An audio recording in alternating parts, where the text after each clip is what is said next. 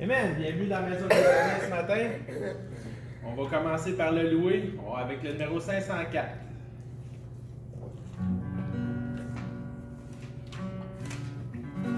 Sur l'heure. Le ciel était voilé, la route était obscure, la lueur désolée, vers l'aventure, c'est calme du chemin, était une menace. Je cherchais en vain la porte de la grâce.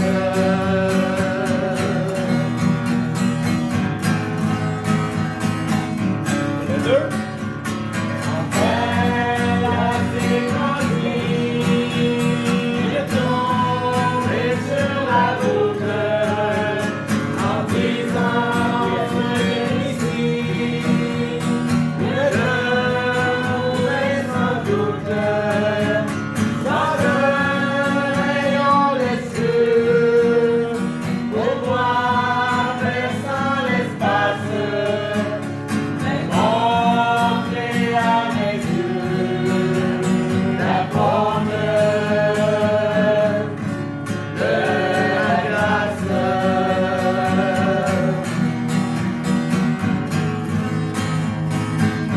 La quatre. Je lui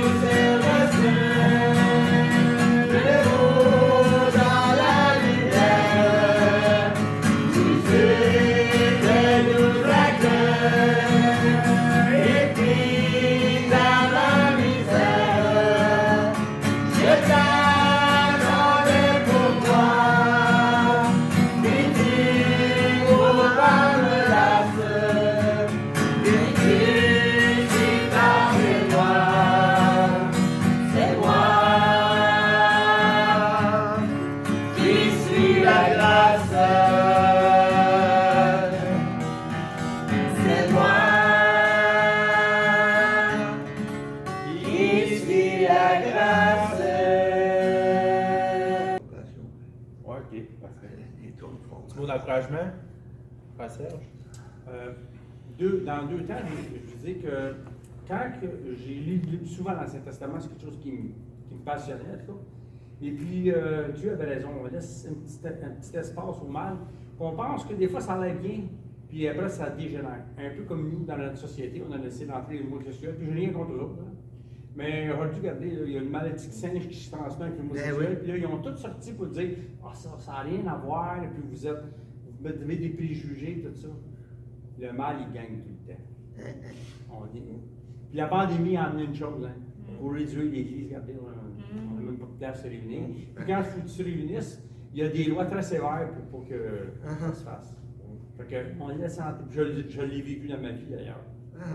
Surtout quand tu vis quelqu'un qui n'est pas croyant, ça santé, il y a un petit peu de boisson. Ouais, ça peut Aujourd'hui, ça dégénère. Je me sens comme l'homme des fois, tu te regardes, tu te dis, bah ouais, qu'est-ce que je fais ici, moi? C'est ça. Tu laisses rentrer le mal, puis tu t'en rends même pas compte en plus. Fait que je m'excuse de ne pas te prendre souvent dans la Bible, mais on pense qu'on sait tout ce qu'on s'en va, de tout. Oh oui. Ouais, parce que vous visez une chose, des fois, l'expérience. Ouais. Moi, c'est juste une petite histoire, mais je pense que ça va t'aider, ça va t'encourager. Un homme riche donne un panier sale, plein de cochonneries, plein de vidanges à un vieil homme. Le vieil homme prend le panier, il l'apporte chez lui, il le nettoie, il met de la terre dedans, des belles fleurs, il arrange le panier que ce soit super beau. Il retourne vers l'homme riche puis il donne le panier. L'homme riche, qu'est-ce que tu fais là? Moi, je te donne une vieille cochonnerie, plein de vidanges, plein de scrap. Toi, tu reviens avec de quoi de super beau, de bien parlé, d'extraordinaire. Pourquoi tu fais ça?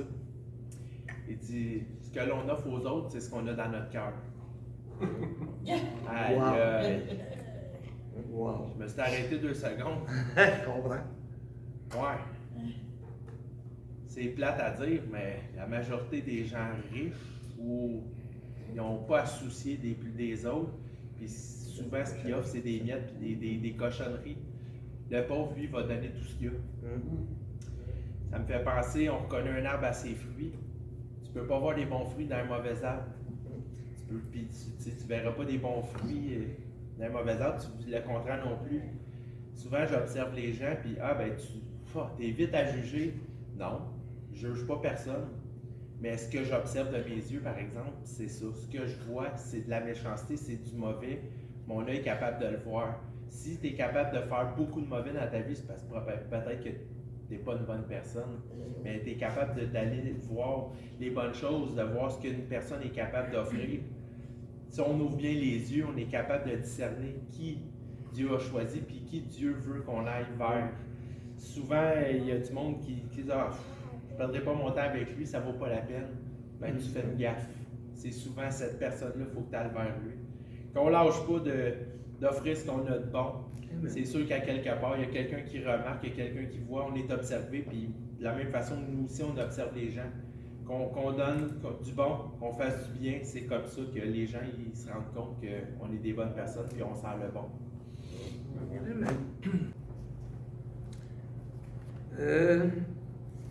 Elle entendra encore son frère Abel. Abel fut berger et Caïn fut laboureur.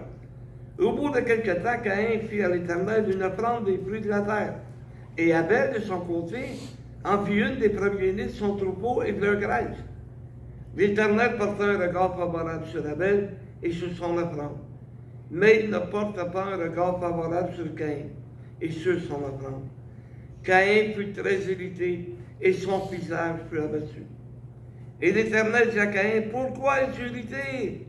Et pourquoi ton visage est-il abattu? Certainement, si tu as vu bien, tu relèveras ton visage. Et si tu as vu mal, le péché se couvre à ta porte et ses désirs se portent vers toi. Mais toi, domine sur lui. Si Dieu a dit à Caïn, domine sur le péché, c'est parce que ça se fait, c'est parce qu'on peut y arriver, parce que sinon Dieu n'aurait pas dit ça. Domine sur le péché. Hey. Dans Corinthiens 11, si ma mémoire est bonne, non, dans Corinthiens 10, il est bien écrit qu'il n'y a aucune,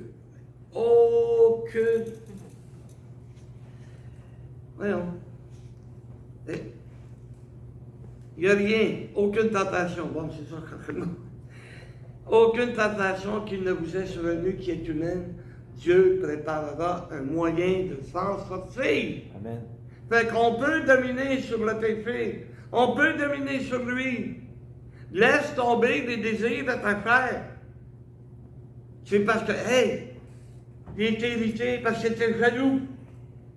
Il était jaloux parce que Dieu a regardé l'offrande d'Abel. Parce que l'offrande d'Abel, il a offert l'exemple de Jésus qui était pour mourir sous la croix. Il ne s'en rendait pas compte, il ne savait pas. Mais il a offert une offrande à Dieu. Comme Dieu l'avait montré à Adam et Ève. Mais Caïn, il a offert le travail de lui, son propre travail. Tandis qu'Abel, il n'a pas travaillé pour ça. Abel, c'est une récompense que Dieu lui avait donnée, d'avoir justement des brebis, des agneaux pour être capable de les offrir, pour les donner en offrande à Dieu. Parce que dans la loi, plus tard, on va voir que les fruits de la terre, tu peux les offrir à Dieu en offrande. Tu peux les faire en offrande à Dieu. Mais là, Caïn, il a été irrité. Et, regardez bien, j'ai entendu ça souvent. Elle te dit, on dirait qu'il n'y a rien que lui qui est béni. On dirait qu'il n'y a rien qu'elle qui est bénie. C'est pas un petit peu de jalousie. Comme tu disais, tout petit. Un peu de jalousie peut t'amener où? Ça peut t'amener que tu vas détester ton frère, que tu ne l'aimeras pas, alors que Dieu nous dit, aimez-vous les uns les autres. Hein? Mais c'est ça, c'est là que ça nous mène. C'est là que je cache à Dieu. Si Caïn avait été honnête, Quand Dieu il a dit, où est ton frère? Il a dit, qui devient mon frère? Pourtant, oui, on doit veiller les uns sur les autres.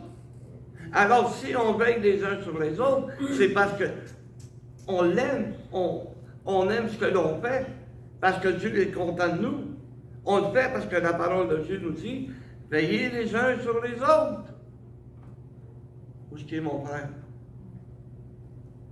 Tu sais, ce matin, je ne suis pas inquiet. Frère Normand, Sœur Carole ne sont pas là. Pourquoi? Parce qu'il m'a appelé hier. Parce qu'ils sont malades. Oui. La maladie, là, ça atteint tout le monde. Oui. Si Frère Pierre n'est pas là, c'est justement parce qu'il a mal dans le dos. Puis il l'a écrit sur Internet, c'est de le barrer. On sait ce que c'est. En après-Michelin, il a mal dans le cou, il marche comme un robot, puis il bouge comme un robot. Robocop, justement, j'ai écouté hier Robocop. Ben lui, il n'y a pas de gun sur lui. Bon. Mais, pourquoi essayer de cacher des choses à Dieu?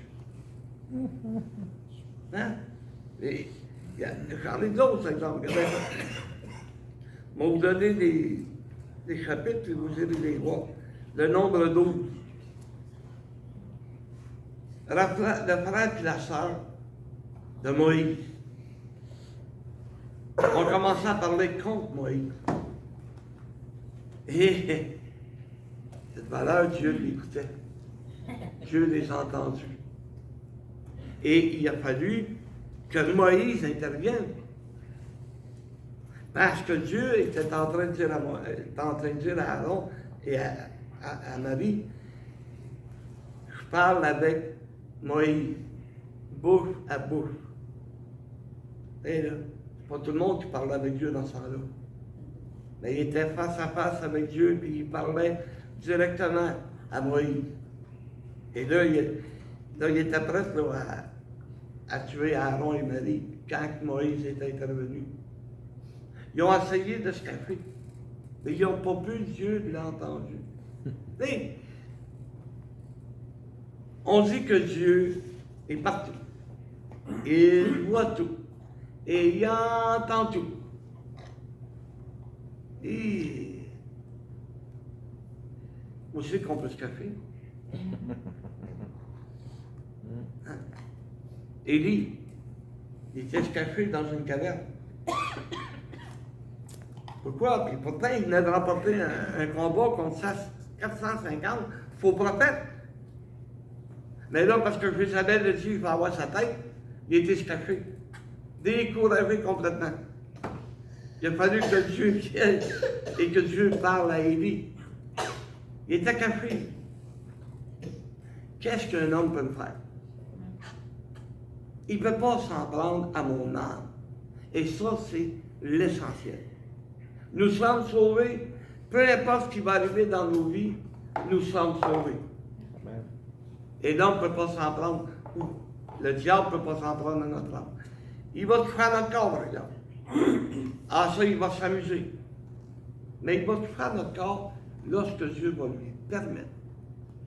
Il ne peut pas faire ce qu'il veut.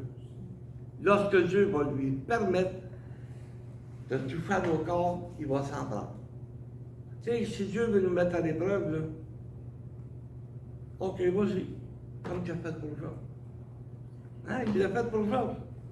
Le diable a dit, laisse-moi aller entre mes mains, laisse-le entre mes mains. Tu vas voir, il va te maudire. Et pourtant, avec tout ce qui est arrivé, frappé par la maladie, il a tout perdu, il a perdu ses animaux. Il n'y a rien que sa femme qui est restée, puis c'est elle qui l'a encouragé à maudire Dieu. Il a dit, hey, si on reçoit le bien de Dieu, pourquoi on ne recevrait pas de mal? Amen. Parce que Job ignorait. Il y a des choses que Job ignorait et que Dieu voulait lui faire connaître. Tu sais, ses amis sont arrivés, puis ses amis, ils ont commencé à lui dire toutes sortes de choses. Parce que ses amis voulaient lui faire comprendre, tu te prends pour un autre, voyons. Tu as cru que Dieu, là, il ferait ça. Il dit non. C'est pas Dieu qui fait ça, j'ai été fidèle à Dieu. Je me prends pas pour un autre, je le sais que j'ai pratiqué ce que Dieu me demandait. J'ai mis en pratique sa parole. Il se défendait, lui, là. Et il avait bien raison, parce que plus loin, quand tu fais la lecture du livre de Job, tu t'aperçois que Dieu répond à toutes les questions de Job. Et il plante ses chums, en tout cas. Ceux qui étaient là pour supposément l'encourager, Dieu leur amène ça. Là. Et il a appris des choses à Job. Des choses que Job ignorait. Il y a des choses que tu ignores, mon frère. Et c'est à travers les épreuves que Dieu va te les montrer. Non, mais regarde, à quoi ça sert d'avoir une jambe coupée? À ralentir, à prendre le temps d'aimer ceux qui m'entourent, prendre le temps de les conforter, et écouter de conseils, malgré une tête de cochon. Mais il y a des fois, ça marche. Je n'essaye pas de jouer à cachette avec Dieu. Hey, pourquoi que ça m'arrive? Pourquoi? Et pourquoi, là, on en a en abondance? Des raisons, on en a en abondance. Mais celui qui a le contrôle sur notre vie, c'est Dieu. Amen. Si Dieu permet que je sois malade, c'est parce qu'il y a quelque chose. Puis moi, je ne me casse pas la tête. Depuis que je suis sauvé, il m'en est arrivé tellement que là, maintenant, je ne me casse pas la tête. Savez-vous pourquoi? Parce que j'essaie d'être le plus fidèle possible à Dieu. Oui, j'essaie d'être fidèle à Dieu. Et Dieu m'aide en tout temps. Amen. Il me fait comprendre des choses. Hey, ça fait 42 ans là, que je lis la Bible. Puis encore aujourd'hui, Dieu me montre des choses. Peux-tu? Ça se peut-tu? Hein? Fait que si tu as lu ta Bible une fois, puis tu dis c'est suffisant, ça ne prendra pas grand-chose. Ou si tu lis ta Bible comme certaines personnes. Ah, ça c'est pour faire écouter. Amen. Amen. Amen. Non, c'est pas pour moi, voyons donc. Mais le verset te parle direct. C'est direct. Dieu te dit, parle. Essaye pas. Mais non, au lieu de ça, on se cache. Ouais, mais tu sais, Seigneur, je suis tellement faible. Oui. Ouais. Pourtant, tu sais de quelle manière avoir plus de force, de quelle manière être plus fort pour servir Dieu, c'est en lisant sa parole. En lisant la parole de Dieu, tu vas prendre les forces nécessaires. Et il y en a un autre qui s'est caché. David, le roi David, le beau grand roi d'Israël, il est tombé en amour avec une autre femme. Il l'a tellement aimé qu'il l'a emmené rester avec lui, puis a envoyé son mari à la guerre. Puis il a dit au général, mets-les en avant parce que je veux être sûr qu'ils crevent. Ben, je t'avais prévenu qu'on pourrait l'interpréter. Il voulait qu'il meure Amen. pour être capable de prendre sa femme. Mais Dieu a déjoué ses plans. Il a fait mourir cet homme. Et Dieu a envoyé le prophète Nathan. Il a envoyé Nathan pour raconter une histoire. Et ben, Ouais, il a raconté une petite histoire. Un jour, l'homme de Dieu est venu et il m'a raconté une histoire. C'était l'histoire d'un pauvre homme et sa belle brebis. Le roi là-dessus, oui, c'est ce qui est arrivé. Il était vert.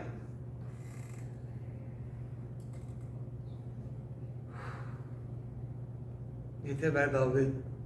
Et David, quand il a entendu l'histoire qu'un méchant roi avait eu la visite, il ne voulait pas prendre dans son troupeau de brebis et qu'il l'a envoyé chercher des brebis. Et il est arrivé chez cet homme. Et le pauvre homme, c'était la seule chose qu'il possédait. Il n'y avait pas autre chose. Puis il l'aimait, il l'aimait. Il aimait sa brebis. Mais malgré tout, le roi a tué la brebis. Et David en colère. Cet homme mérite la mort. Quand Jonathan il a dit, c'est parce que c'est tout, mon homme. Wow! Là, c'était moins drôle. Tu as fait tuer Uri, le mari de ta nouvelle conquête. Tu l'as fait tuer. Et tu t'es caché derrière un combat. Tu t'es caché. Et aujourd'hui, regarde ce qui arrive. Elle est morte. Oh, il s'est repenti, David. Mais il a essayé de déjouer Dieu pareil. Il a oublié que Dieu voit tout. Il sait tout, puis il entend tout. Fait que, oh, tout. Faites attention. Et ensuite de ça, il y a. Oh, ben. Lui, c'est l'exemple typique et parfait. Jonas. Dieu il a dit, tu vas aller à Ninive, puis tu vas aller prêcher. Oh! Oh, une minute, là. Moi, j'ai entendu parler de ces gens-là. Ils sont méchants, puis blablabla. Et Dieu dit, tu vas y aller. Alors, il y a, comme qu'il y avait une tête dure, un peu comme les chrétiens d'aujourd'hui, qui, au lieu d'obéir, vont se cacher derrière n'importe quoi, ben là, il a embarqué ses bateaux. Il a embarqué ses bateaux en pensant pouvoir être éloigné de Dieu. Hey, sur un bateau dans le milieu de la mer, puis il est dans le fond de la cale. Il ne veut pas le voir. Et bien, malheureusement pour lui, Dieu le voyait. Il a fait venir une tempête. Et là, Jonas a réalisé que c'était lui le problème. Ils l'ont lancé à l'eau. Et un gros poisson, un immense poisson, est venu l'avaler. Les gens pensent que vu que c'est un énorme poisson, que c'est une baleine, je ne peux pas dire c'est quelle race. C'est une baleine, c'est une perchote qui a compris à bloc, c'est une barbotte, on ne le sait pas. C'est un gros poisson qui avait été conçu exprès, okay? Qui avait été créé exprès par Dieu pour recevoir Jonas, et que Jonas, ben, il ne passe pas à travers le système digestif et qu'il soit digéré. Il avait été conçu exprès pour ça. Et Jonas s'est retrouvé à Ninive. Qui c'est, tu penses, qui a guidé le poisson, toi? Hein? Comme si le poisson avait un GPS. C'est là où tu t'en ailles. Est-ce que j'allais? Et il s'est ramassé à Ninive. Hey, il l'a craché. Il l'a craché, il en avait mal au cœur. Il était tanné, de voir Jonas. Et Jonas n'a pas eu le choix. Amen. Il a fallu qu'il aille prêcher. Hey. Le rêve de tout prêcheur, de tout pasteur. 120 000 âmes ont été sauvées. 120 000! Hey, même avec une de mes chambres me mettra à genoux. Hein? Pour célébrer Dieu, hey, le remercier. Ça tu l'as 120 000 hommes. Ça représente. Il fallait Saint-Roch, l'Assomption, puis même un bout de Repentigny. 120 000. Oh! C'est le rêve. Mais pourtant, Jonas s'est caché. Pourtant, ça aurait pu être facile pour lui, puis dire Seigneur, fais ce que tu veux, mais moi, je ne veux pas y aller. J'ai peur. Et c'est un sentiment qui nous arrive. Adam il a eu peur, Caïn il a eu peur, David a eu peur, donc on est rendu à Jonas qui a peur. Mais la peur devrait arriver un peu plus souvent aujourd'hui. Craindre Dieu. Avoir la crainte de Dieu. Avant de faire ça, tu le sais, tu le vis, à moins que tu ne sois pas sauvé. Avant de faire quelque chose, il y a des versets qui te viennent en tête. Avez-vous remarqué ça? Il y a comme une petite voix qui nous parle. C'est pas bien. Mais est-ce que l'on va continuer? C'est ça la tentation. La tentation va venir, puis là, ben, c'est dur à résister. C'est dur à résister. Puis la tentation, là, m'excuse, c'est pas rien que regarder une autre femme, regarder un autre homme. La tentation, là, c'est vaste. Ça veut dire, si c'est déjà arrivé, quelqu'un me fasse un coup de cochon, puis ta réaction, je mettrais mon poing quelque part. Hein? C'est une tentation, ça. Est-ce qu'on va résister? Tu sais, Caïn, là, s'il s'était mis à genoux, quand le désir est venu, m'a slugué. S'il s'était mis à genoux, puis il avait dit, Dieu, aide-moi parce que j'ai le goût de le sluguer. Pensez-vous que Dieu ne serait pas intervenu? Dieu lui avait donné la force de passer à travers ça. Et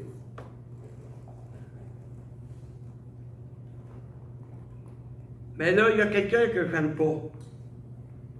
Puis comme que moi je l'aime pas, ben m'ont m'arranger que les autres aussi, ils ne l'aiment pas.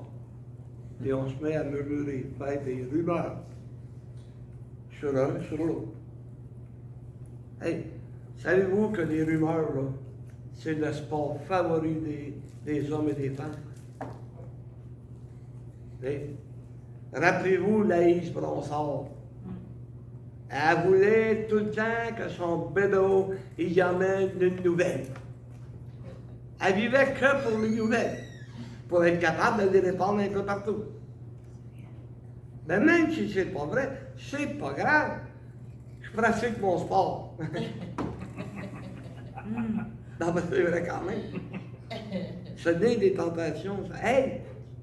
Non, là, je mieux de pas aller trop loin. Dieu me dit qu'il faut s'aimer les uns les autres. Il faut veiller les uns sur les autres, pas détruire l'un et l'autre. Pas ça que Dieu nous demande. On est pris avec tout ça. On est pris à cause de nos faiblesses. On est pris parce que le diable nous connaît par cœur. Hein? Il situe sur quoi nous tenter. Et avez-vous remarqué, quand tu passes à travers une tentation, ça prend quelque temps avant qu'il revienne. Il essaie d'autres choses. Parce que si c'était le lendemain, alors voyons, il ne me pognera pas. Mais là, avec les jours qui avancent, les problèmes qui sont dans nos vies, ben là, il va revenir un petit peu plus tard. Sournoisement. Hein, il n'allait pas puis dire, là, on vient de tenter. Non, c'est pas de même. Mais sournoisement, il va faire des choses qui vont nous emmener à pécher contre Dieu, à désobéir à Dieu. Peu importe le péché, il va réussir si on ne veille pas. Mais si on a en tête 1 Corinthiens 10, si ma mémoire est bonne, je vais verset 13, il n'y a pas de tentations qui sont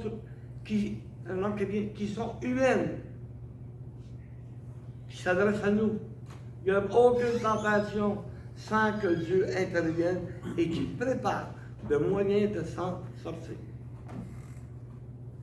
Un souvenir, une idée, un verset, notre entourage, mais Dieu va intervenir dans les moments les plus difficiles de notre vie. Quand on pense qu'on dit, oh non, je ne passerai pas à travers, il faut que j'en compte une. Dans une épreuve, j'avais perdu mon emploi. Et quand que tu travailles et que tu as un salaire de, mettons, haut de main, ben là, tu gaspilles en conséquence. tu t'endettes en conséquence, là, le taux devient possible. Hein? Carte de crédit, ou bon, tu vas directement à la caisse. Mais ça a droppé tellement que ma femme aussi a perdu son emploi dans cette période-là. Wow! Un point tel de découragement que j'ai donné des papiers pour faire faillite. Mais ma femme n'était pas à la maison quand j'ai reçu les sous. Quand elle a vu l'enveloppe sur la table, que c'est ça? Ça y est expliqué, on va faire faillite, on va prendre.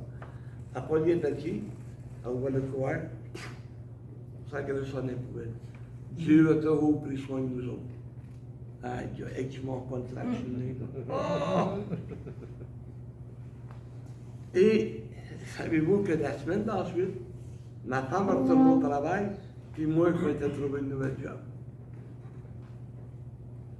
Et voyez-vous, la tentation était là. C'est facile, tu fais faillite.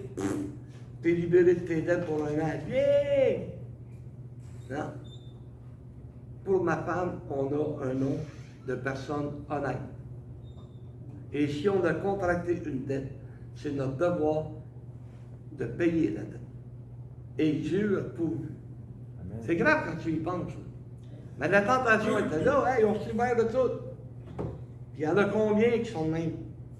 On va s'endetter, on fait faillite. Un an après, on recommence une carte de crédit, on continue, puis tu vas te ramasser encore sur une faillite. Il y en a, c'est pas rien qu'une, là, c'est 4 puis 5 faillites. Tu veux tuer du monde? Il me semble que moi, là, il n'y aurait plus de carte pour lui, il n'y aurait plus aucun accès à une banque, rien. Ben non, il en profite. Mais les tentations sont là.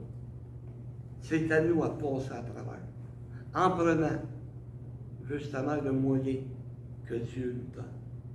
Oh, il y a bien d'autres choses que je pourrais vous conter où ce que Dieu est intervenu. Un frère ou une sœur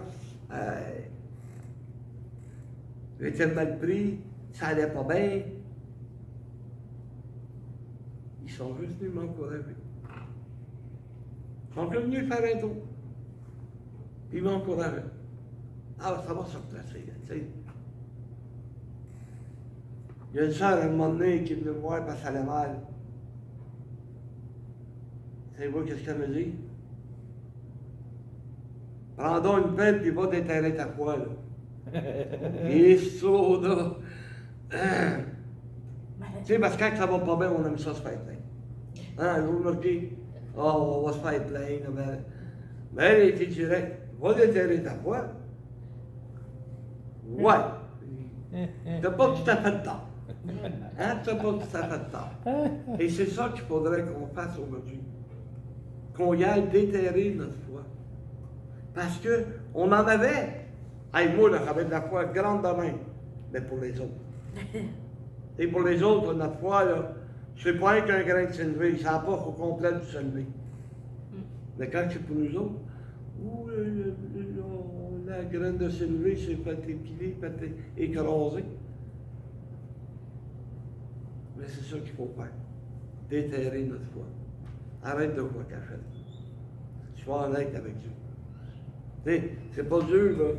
Tu te repens. Ça veut dire que tu essaies de ne pas recommencer. C'est ça de repentance. C'est pas de dire, pardonne-moi, Seigneur.